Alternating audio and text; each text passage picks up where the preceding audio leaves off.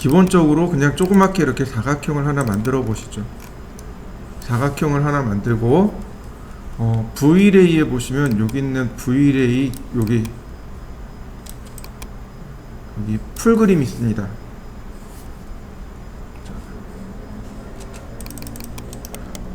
메이크 그룹 하신 다음 이 풀그림을 눌러보면 펄라고 나옵니다. 펄가 우리나라 말로 하면 털입니다. 털. 그러면 이렇게 들어가요. 근데 펄은 여기서 확인할 수 있는 게 아니고 렌더링을 해야만 확인할 수 있습니다. 렌더링. 그러면 지금 면이 뒤집어져 있어서 이렇게 보입니다. 풀이 모피가 아래쪽으로 내려가 있을 거예요.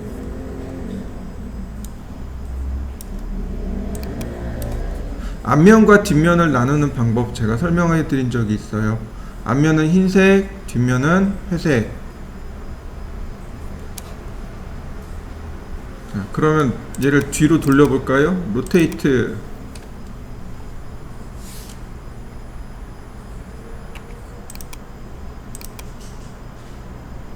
다시 렌더링.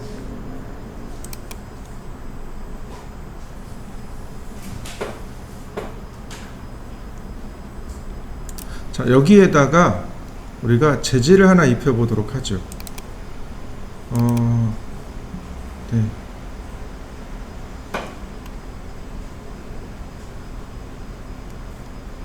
랜드스케이프에서 자, 이렇게 제가 풀 그림의 이미지를 주었습니다. 그리고 다시 렌더링.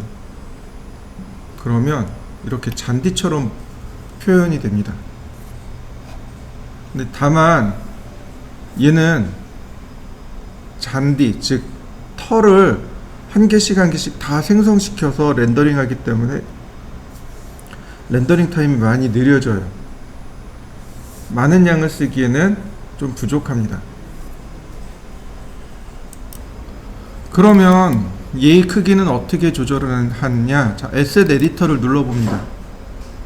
에셋 에디터를 눌러보시면 첫 번째가 우리 재질이라고 했어요. 그때 어디까지 했었냐면 리플렉션에 대해서 여기까지 설명을 드렸을 거예요. 트랜슐런스하고 요 부분까지는 설명을 드렸고 오파시티하고 범프를 제가 오늘 설명을 드릴 거고요. 자, 그 아래로 내려가면 자, 오른쪽이죠. 선라이트가 있습니다. 라이트 여기서 조절한다고 설명을 드렸고요. 그 다음에 그 오른쪽으로 가면 Vray 오브젝트 바로 여기 있습니다. Vray 퍼가 바로 여기서 조절합니다. 몇 가지만 조절해 보시면 돼요. 랭스는 즉 퍼의 길이죠. 40mm 길게 그리세요 라는 뜻이 되는 거고, 티크니스는 풀의 굵기죠. 풀의 굵기를 얼마나 굵게 할 거냐. 자, 5mm로 해볼까요? 그 다음 그레이비티 중력입니다. 중력은 1로 작용해야 됩니다. 그러니까 지금 현재 우리가 받고 있는 중력값 있죠? 이걸 1이라고 합니다. 그러니까 근데 여기 만약에 2라고 쓰면 우리가 현재 받고 있는 중력값의 2배가 되는 거죠. 밴드 구부러지기, 즉 풀이 이렇게 일자로 자라는 게 아니고 이렇게 구부러질 거 아니에요? 네, 그 구부러짐에 대한 정도가 얼마냐 이거고, 테이퍼 위로 이렇게 올라갈수록 뾰족해져야 됩니다. 그걸 테이퍼라고 하고요. 스케일은 크기입니다. 네, 다시 렌더링 걸어보죠. 그러면 잔디가 이렇게 더 커진 걸 알 수 있습니다.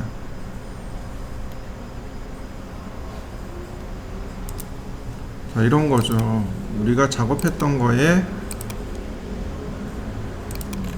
여기 굉장히 넓은 공간이잖아요. 그러니까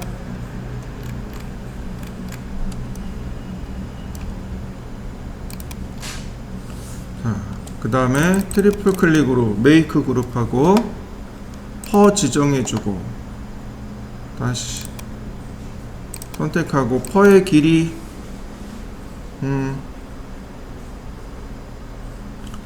40mm 뭐 4mm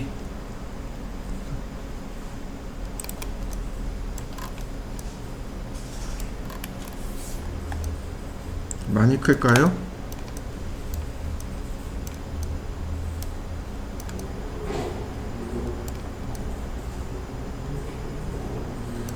렌더링. 자, 재질에서 자, 이 재질을 적용해 주었습니다. 이때 색상은 디퓨즈에서 조절할 수 있었고요. 색상은 디퓨즈에서. 그 다음 리플렉션은 반사라고 제가 설명을 드렸습니다. 자, 이건 넘어가고, 그 다음에 있는 리프렉션은 왜곡이라고 설명을 드렸습니다. 굴절 효과가 리프렉션이에요. 이 위에 있는 리플렉션은 주변의 것을 다 반사시키는 거라면, 얘는 물체가 투명해지면서 주변에, 이 물체가 투명해지면서 이 주변에 이제 보여져야 되는 것들을 왜곡시키는 기능입니다. 자, 렌더링을 한번 걸어볼까요? 자, 왜곡되어진 거 보이시나요?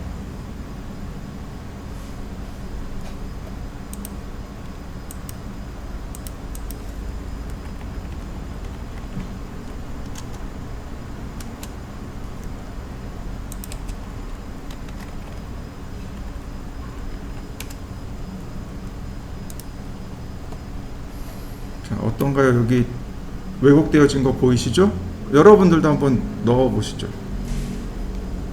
얘와 함께 줄 수 있는 게 뭐냐면 오파시티입니다.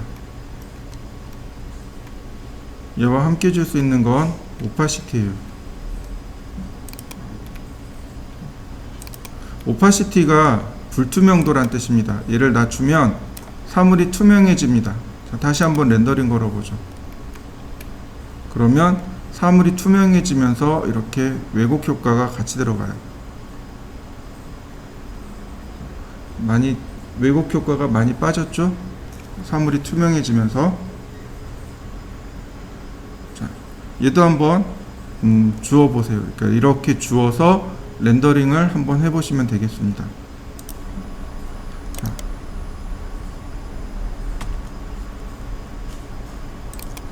자, 우리가 이제 해야 될 게 뭐냐면 바로 여기 디퓨즈라는 부분에 보면 맵이라는 거죠. 그때 비트맵을 제가 설명을 드렸을 겁니다. 이미지를 불러다가 적용하는 거.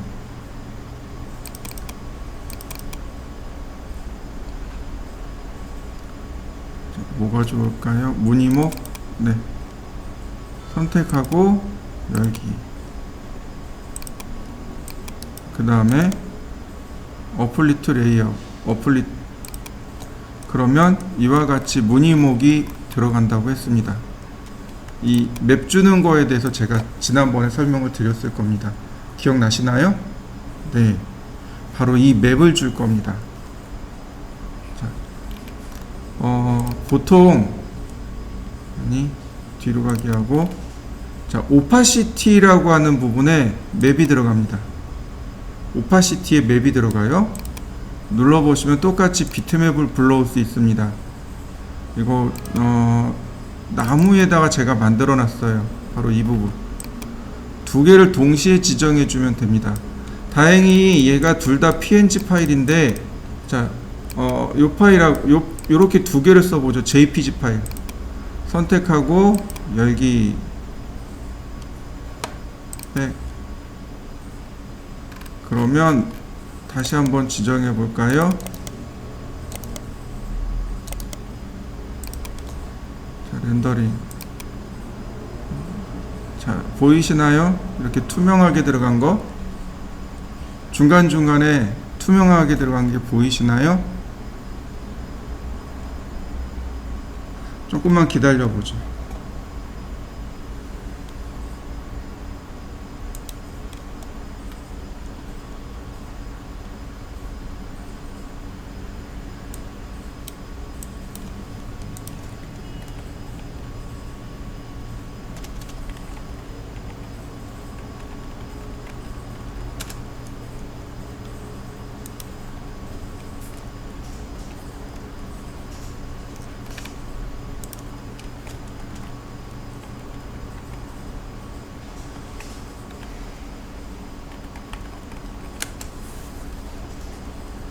보시나요? 이렇게 내용이 들어갔는데 중간중간에 투명하게 들어간 거 보이시나요?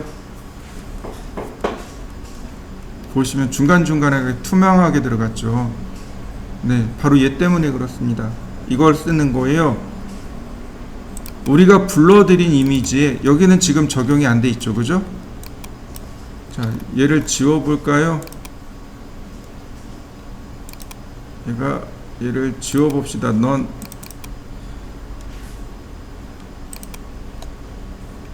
그리고 얘는 적용돼 있는데, 자, 안 보이네요. 그럼 여기도 똑같이 맵을 불러오죠. 비트맵. 자, 똑같이 png 파일이네요.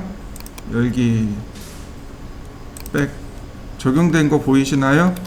투명하게, 중간중간에 투명하게 들어간 거 보이시죠? 자, 에디트 버튼 눌러서 선택하고 에디트 버튼 누르면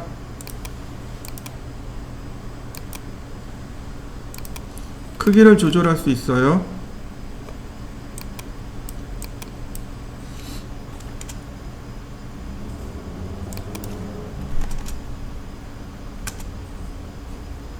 자, 그 다음에 사이즈, 스케일이나 크기를 조절해 보자고요. 이동 툴을 이용해서.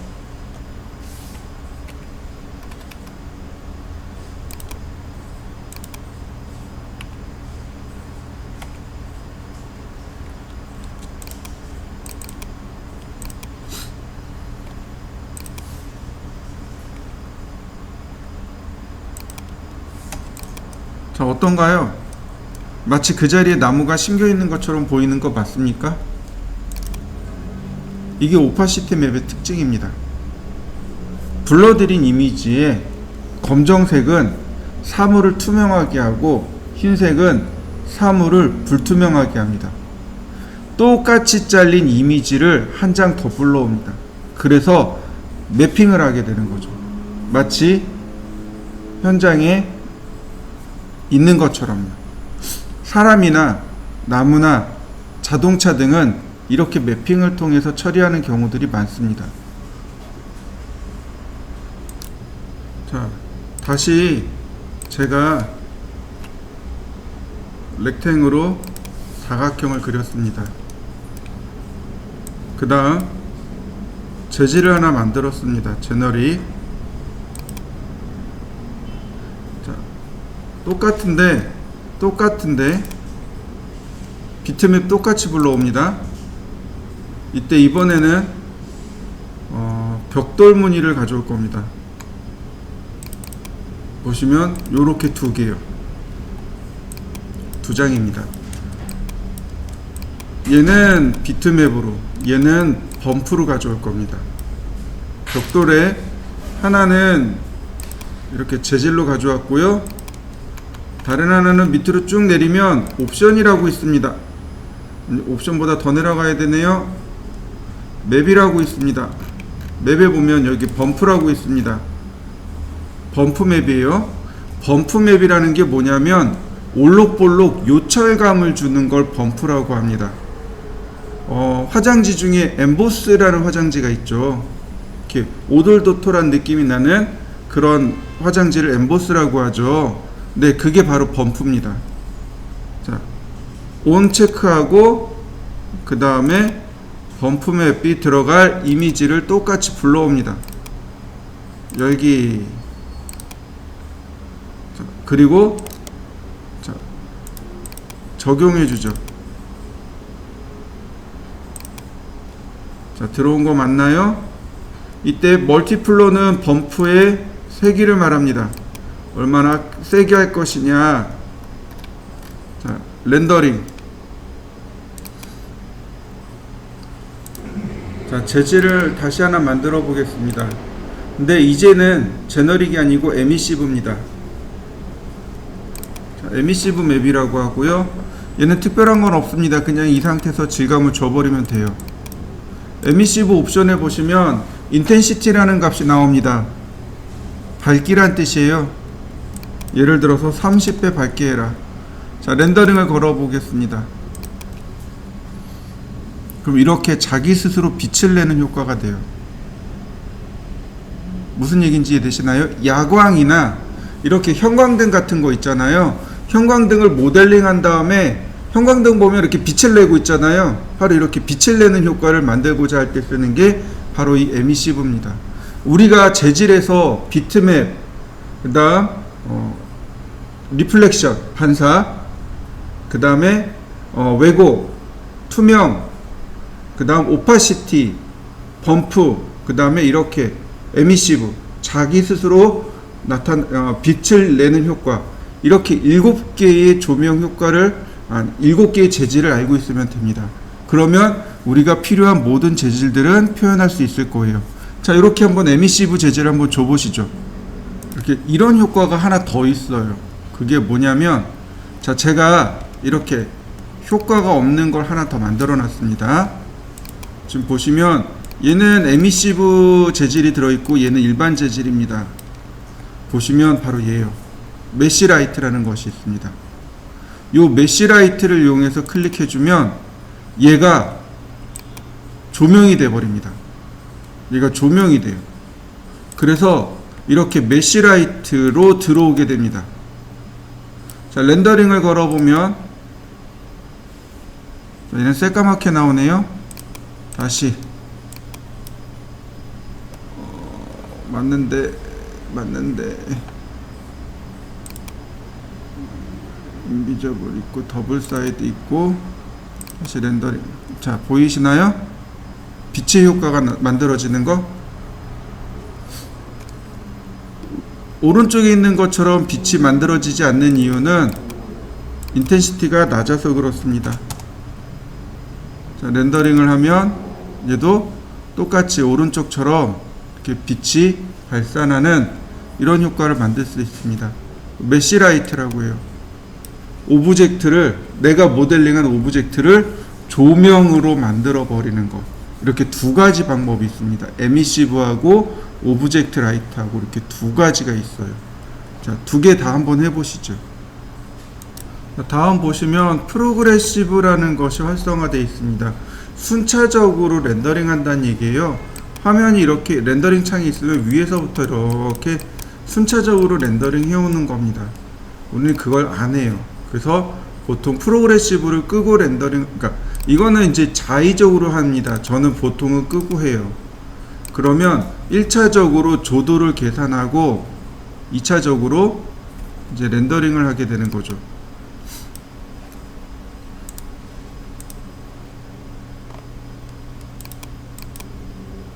어디로 갔을까요? 여기 있네. 이렇게 1차적으로 조도를 계산하고 그 다음에 이제 버킷이 나와서 쭉 렌더링을 합니다. 프로그레시브를 켜면 버킷이 안 나와요. 버킷 안 나오고 그냥 렌더링을 해요. 근데 프로그레시브를 끄면 그러니까 순차 렌더링을 하지 않기 때문에 이건 이제 버킷이 돌아다니면서 렌더링을 하게 됩니다. 여러분들도 한번 해보시죠. 자, 그 다음에 이제 GPU 액셀레이션이라는 것이 있어요. 여기를 켜놓으면 아무래도 렌더링 타임이 조금 더 빨라지겠죠. 지금 보시는 게 이제 아무래도 액셀레이터를 켜면 조금 더 빨라지긴 하겠죠. 그거 넘어가고, 자, 그 다음에 이제 중요한 게 뭐냐면 퀄리티예요. 퀄리티, 즉 품질입니다. 품질을 얼마나 좋게 할 거냐 나쁘게 할 거냐. 자, 생각해 보시죠. 우리가 출력을 할 거예요. 납품을 할 겁니다. 그러면 당연히 퀄리티는 높아야 됩니다. 그런데 내가 모니터상에서 확인만 할 거예요. 그럼 굳이 퀄리티가 좋아야 될 필요가 있을까요? 없는 거죠. 그래서 상황에 따라서 이 퀄리티를, 드래프트는 너무 안 좋고요. 로우, 우리가 그냥 모니터상에서 사용할 때는 로우로 놓고, 품질을, 그러니까 출력을 할 때는 하이나 베리 하이로 놓고 작업을 하시면 됩니다. 자, 여기 보세요. 값이 바뀌는 거 보이시나요? 얘를 바꾸면 여기는 옵션 값이 바뀌어요. 이렇게. 얘네들이 품질이거든요. 서브 디바이스가 품질이라는 뜻입니다. 품질을 올릴 거냐 내릴 거냐 이 값에 의해서 바뀌게 됩니다. 렌더링을 하면 얘가 품질이 조절이 돼요. 근데 이렇게 해서는 확인이 잘 안 돼요. 이거 가지고는 확인이 어렵긴 한데 그래도 한번 해보세요. 로우로 놓고 한번 해보시고 베리 하이로 놓고 렌더링을 해보시고. 자, 한번 해보시죠. 자, 카메라 부분을 보도록 하겠습니다. 카메라예요. 우리가 생각보다 여기를 많이 사용해야만 합니다. 카메라입니다. 보시면 그냥 일반 스탠다드 카메라 쓰시면 돼요. VR 카메라가 있는데 우리는 VR 카메라 쓸 거 없으니까 스탠다드만 쓰시면 되겠고요. 자, 그 다음 스탠다드 카메라 오른편에 보면 이렇게 아이콘이 하나 있습니다. 제 동그라미 친 부분에 아이콘이 하나 있어요. 아이콘을 누르면 이렇게 수동 카메라로 바뀝니다. 수동 카메라 옵션이 돼요. 적어도 3D를 다루는 사람이라면 수동 카메라를 다룰 수 있어야 돼요. 자, 먼저 필름 센시티브 맞죠? 센시티비티. 네, 요거 ISO라고 돼 있죠. 필름 감도입니다. 감도예요. 감도가 무슨 뜻이냐면, 필름의 감도가 뭐냐면, 카메라에는 필름이 들어가죠. 이 필름이 빛에 얼마나 예민하게 반응하느냐, 이게 필름 감도입니다. ISO라고 안 하고 아사 값이라고 불러요. 아사 100, 200, 400, 800, 1600 이렇게 올라가요. 예를 들어서 이런 겁니다. 빛이 입자가 하나가 들어와요. 그러면 그거에 100개가 반응한다고 생각하시면 돼요. 빛의 입자가 하나 들어왔는데 필름에 발려져 있는 그 감각 물질이 200개가 반응해요.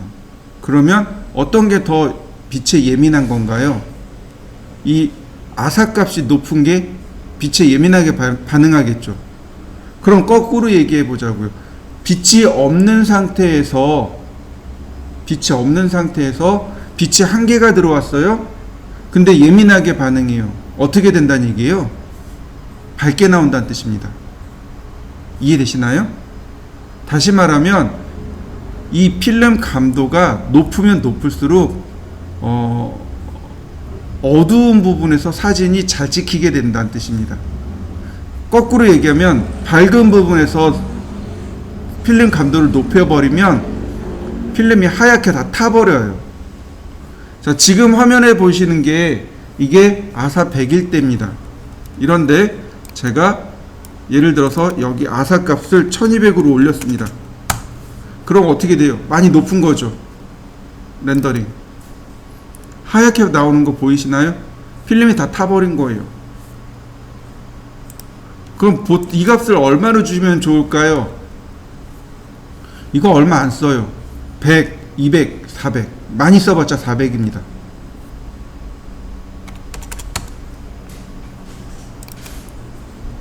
(400도) 지금 야외에선 다 타버려요. 야외라면 100에서 200 주시면 돼요. 실내라면 밝기에 따라서 200이나 400 정도 쓰시면 돼요. 자, 200으로 한번 바꿔보죠. 200. 자, 온전하게 나오는 거 보이시나요? 네. 200일 때 이 정도의 밝기로 나옵니다. 즉, 밝고 어둠을 누구로 조절해요? 조명으로 조절하는 게 아니고 카메라로 조절하는 겁니다. 조명이 지닌 값은 한계가 있어요. 그러니까 아무리 이걸 가지고 조절해봤자 어느 정도 한계가 나와요. 그럼 결국 뭘로 조절해요? 바로 여기 있는 값들로 조절하는 겁니다. 이 값 전부 다 밝기를 조절하는 값입니다. 이 밝기를 조절하는 거예요.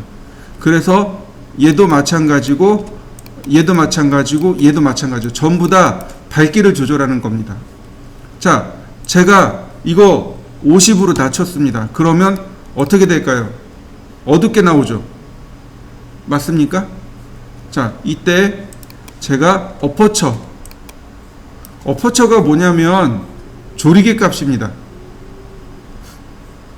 조리개예요. 조리개 값입니다. 예를 들어서 이거 1로 놓으면 조리개 다 개방한 겁니다. 카메라가 있어요. 그럼 앞에 조리개가 있습니다. 그 조리개가 이렇게 있다가 내가 셔터를 딱 누르잖아요. 그러면 열렸다 닫힙니다. 이렇게. 그러니까 완전히 닫혀 있다가 셔터를 딱 누르면 열렸다가 닫혀요. 근데 1이면 조리개를 완전히 다 열은 거랑 똑같아요. 근데 만약에 자 보세요. 렌더링 값이 어떻게 바뀌나? 하얗게 다 타버린 거 보이시나요? 조리개를 완전히 다 열어버린 거예요. 그러니까 어떻게 돼요? 빛이 그만큼 많이 들어가는 겁니다. 자, 그러면 조리개를 닫아 보겠습니다. 팔로 어떻게 되나요? 좀 더 어두워진 거 보이시나요? 네, 이거 조리개 값으로 조절하는 겁니다. 4로 바꿨습니다. 밝게 나오는 거 보이시나요? 네, 이렇게 밝기가 조절이 돼요. 자, 마찬가지 8로 바꿨고요. 자, 다시 렌더링을 해보죠. 아니다, 8보단 좀 어둡게 넣었죠. 32. 그러면 많이 어두워질 겁니다. 여러분들 모니터상에서 어두워서 잘 안 보이죠? 네, 셔터 스피드입니다. 셔터 스피드는 어디 있냐면 필름 앞에 존재합니다. 필름 앞에 이렇게 대각선으로 가려져 있어요. 그래서 카메라를 통해서 거울로 통해서 우리가 이렇게 요만한 그 경통이라 그러죠? 이렇게 보게 되는 겁니다. 그래서 셔터를 딱 누르게 되면 셔터가 이렇게 열려요. 그 뒤에 필름이 이렇게 있어가지고 필름 속으로 빛이 이렇게 들어오게끔 해주는 겁니다. 그러니까 이렇게 열렸다 닫히는 속도, 이게 셔터 스피드입니다. 만약에 셔터 스피드가 이렇게 천천히 열렸다가 천천히 닫혀요. 그럼 어떻게 되나요? 빛이 계속 노출이 들어가겠죠. 근데 셔터 스피드가 이렇게 휘가닥 이렇게 닫혀요. 그럼 어떻게 되나요? 빛이 그만큼 적게 들어가겠죠. 네, 자 보세요. 어두워요. 그러니까 셔터 스피드를 늦춥니다. 예를 들어서 80. 이거 80분의 1초입니다. 자, 조금 밝아진 거 보이시나요? 자, 다시 보죠. 더 열어보죠. 1이라고 했습니다. 1초 동안 노출했어요. 하얗게 다 타네요. 다시요. 40분의 1초.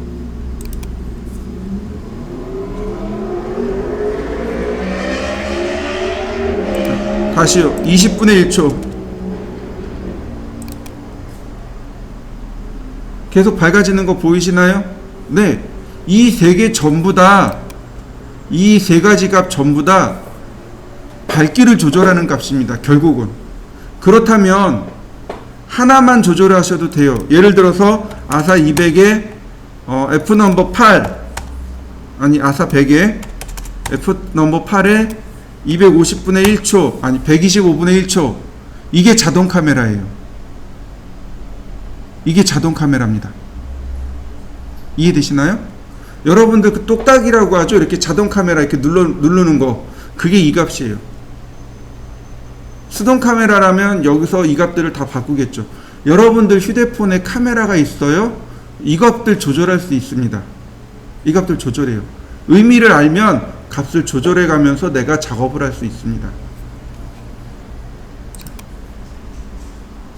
많이 밝네요. 자, 125분의 1초, 256분의 1초, 250분의 1초. 그러면 적당히, 네, 이 정도가 우리가 가장 보기 좋은 정도가 되겠죠.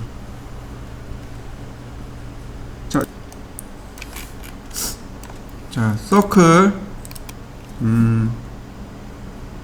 반지름 150, 네, 너무 작다. 반지름 500, 그 다음에 프렘푸시 2400. 다시요. 너무 크네. 반지름 200, 프렘푸시로 2400. 2400이면요 보통 우리 사는 지붕까지 높이가 한 이 정도 돼요. 자, 이동 툴로 컴포넌트로 바꿔볼까요? 메이크 컴포넌트. 그 다음 자 3000. 네, 그 다음 자 1500mm 간격으로 10개를 자, 보시면 이렇게 제가 신전처럼 이렇게 만들어 놨습니다. 자, 여러분들도 한번 만들어 보시죠.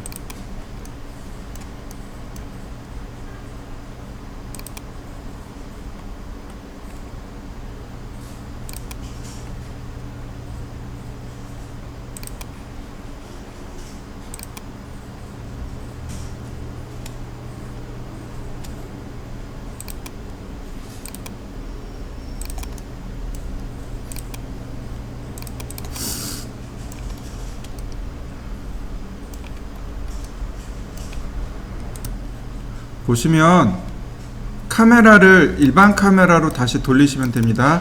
일반 카메라일 때, 우리가 이 카메라일 때는 뎁스 오브 필드에 포커스 값만 맞출 수 있어요. 그런데 일반 카메라로 돌아오게 되면 디포커스 값을 바꿀 수 있습니다.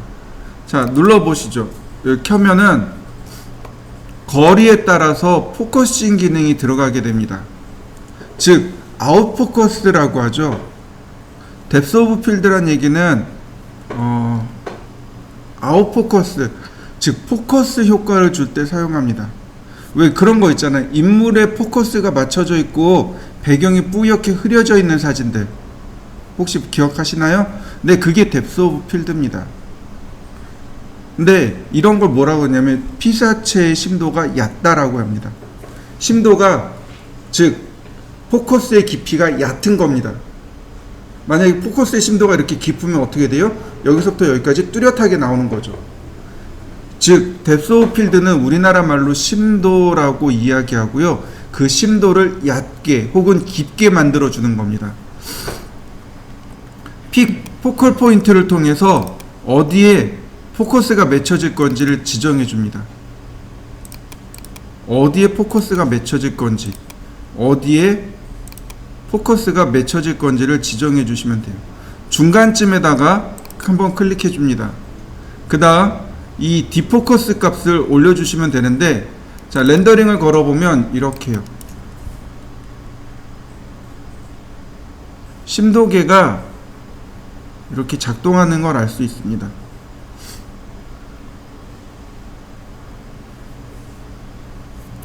자, 어떤가요? 여기는 흐려져 있죠. 그런데 포커스가 여기 맞춰져 있고 다시 또 흐려지고 있죠. 심도가 요만큼밖에 안 되는 거예요. 심도가 얕은 겁니다. 그러니까 나머지가 다 이렇게 뿌옇게 흐려지는 거죠. 자, 값을 조절해 보세요. 디포커스 값을 낮춰봤습니다. 그러면 심도가 깊어지는 거예요. 그러니까 전체가 포커스가 이렇게 딱 맞아 떨어져요.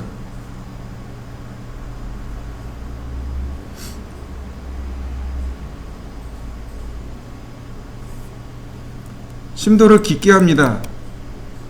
아주 많이 깊게요. 그러면 전체적으로 다 뿌옇게 흐려져 버립니다. 이와 같죠.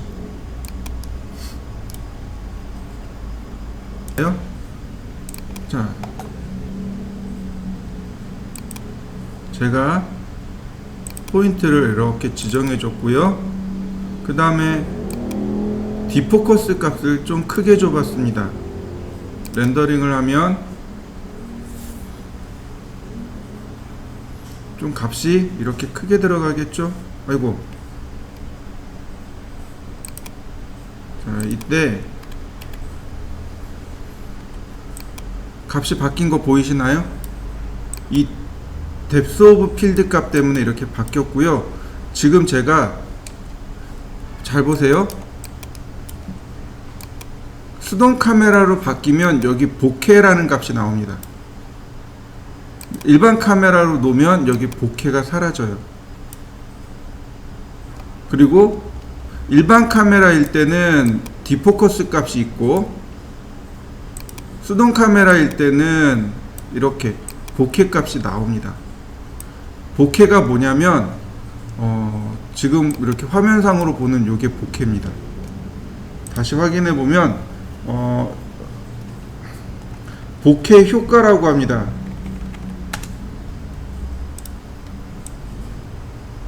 화면에 보이시는 이런 효과 보이시나요? 이거 보케 효과라고 합니다. 그 조명이 뿌옇게 흐려지게 되면 나오는 이런 효과를 보케 효과라고 해요. 이런 효과를 보케라고 합니다. 즉 사물을 이렇게 보케 효과로 처리해 버리는 겁니다. 값을 좀 많이 올려주시면 돼요. 보케를 체크하시고 보케 카운트랑 다 맥시멈으로 다 바꿔버리세요. 그러면 지금 보시다시피 이렇게 보케 효과가 일어납니다. 너무 많이 얘는 0.8 정도,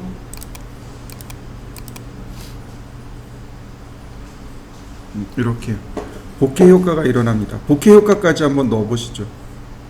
자, 렌더 아웃풋입니다. 먼저 세이프 프레임. 세이프 프레임, 안전한 구조물이란 뜻이잖아요.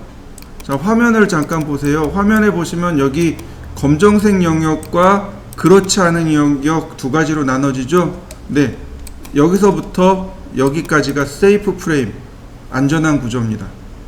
안전한 틀이에요. 무슨 얘기냐면 미디어마다 조금씩 달라요. 나가는 화면에 보이는 영역이 미디어마다 조금씩 다 달라요. 그래서 그걸 미리 계산해서 이 정도면은 그냥 미디어 상관없이 전부 다 표현될 수 있어요 라고 맞추어 주는 것, 그게 세이프 프레임입니다. 다시 말하면 이 바깥쪽으로 나가면 무슨 얘기예요? 인쇄가 안 된다는 뜻입니다.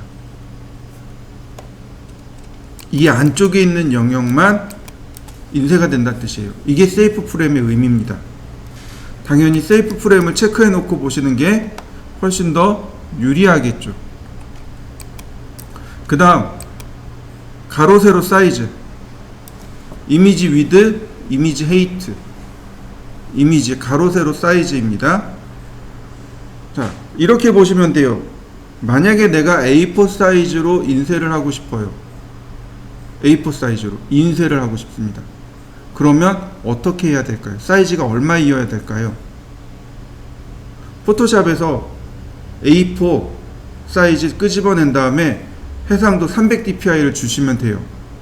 일일이 그렇게 할 수 없으니까 우리는 어떻게 하냐면 A4 사이즈에 곱하기 10배를 합니다. 이렇게요. A4 사이즈가 297입니다. 2970에